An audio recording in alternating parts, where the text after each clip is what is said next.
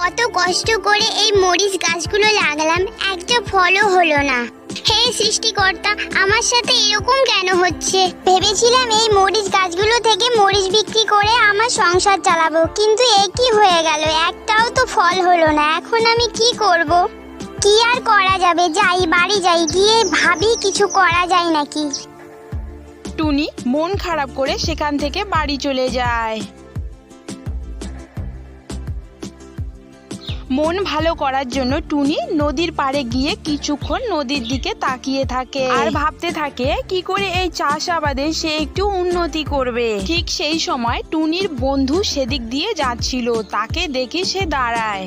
কিরে টুনি, এই নদীর পাড়ে একা একা কি করছিস?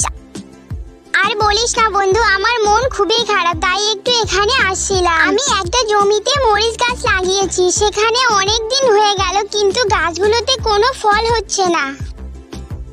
আরে এই ব্যাপার, জমিতে কীটনাশক ব্যবহার কর, দেখবি তোর গাছে ফল এমনি ধরে যাবে। না বন্ধু, আমি কোনো কীটনাশক ব্যবহার করব না, সেই মরিচ খেলে অনেকের ক্ষতি হয়ে যাবে। আরে এই ব্যাপার, এমন ভাবে বলছিস যেন পৃথিবীর সবচেয়ে তুই একমাত্র সৎ পাখি। যাই, আমার এখানে থেকে কোনো কাজ নেই। টুনির বন্ধু সেখান থেকে চলে যায়। কিছুক্ষণ পরে টুনি সে তার এক দিদির কাছে যায়। দিদি, আমি একটা বিপদে পড়েছি, আমাকে সাহায্য করবে? টুনি তার সমস্ত কথা তার দিদিকে খুলে বলে। কবুতর বলে, এখানে তো আর কিছু উপায় আছে বলে আমার মনে হয় না টুনি। তাহলে আমি কি করব কবুতর দিদি? আমি এই মরিচ গাছগুলোর ভরসা করেছিলাম, কিন্তু এখন আমার আর কোনো মতেই সংসার চলছে না। তুমি একটা কিছু উপায় বলে দাও দিদি, কি করে আমি এই চাষাবাদের একটু উন্নতি করব, তুমি একটুখানি বলে দাও। টুনি বোন, তুমি যদি আমার কথা মেনে চলো, তাহলে আমি বলবো সেই গাছগুলো তুমি উপড়ে ফেলো, আবার নতুন করে চারা বোনাও। এবার দেখবে, এবার ঠিকই ফল হবে। আচ্ছা ঠিক আছে কবুতর দিদি, আমি সেটাই করব। পরের দিন সকালবেলা টুনি সবজি খেতে চলে যায়।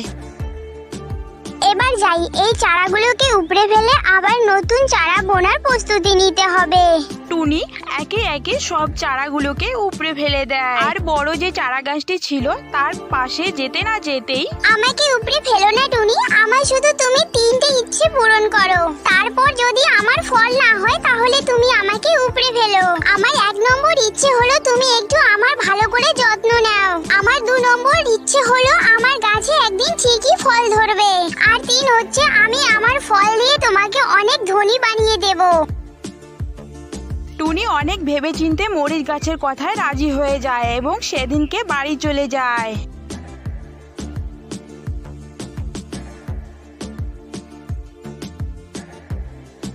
এভাবেই কিছুদিন কেটে যায় এবং টুনি মরিচ গাছটির অনেক যত্ন নেয়।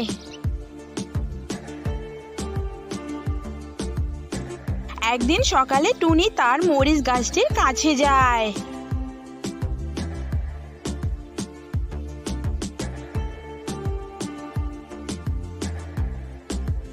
এবং সেদিনও গিয়ে দেখে যে সেই মরিচ গাছে কোনো ফল ধরেনি। কি হলো মরিচ গাছ, তুমি তো সেদিন খুব করে বলেছিলে যে কিছুদিন পর তোমার ফল ধরবে, কিন্তু কই? আমাকে আর কটা দিন সময় দাও টুনি। টুনি সেদিনও সেখান থেকে ফিরে আসে। আবার কিছুদিন কেটে যায়। তারপর একদিন টুনি গিয়ে দেখে যে সেই মরিচ গাছে অনেক ফল ধরেছে এবং পেকেও গেছে। আরে বাহ মরিচ গাছ, তোমার তো অনেক ফল হয়েছে।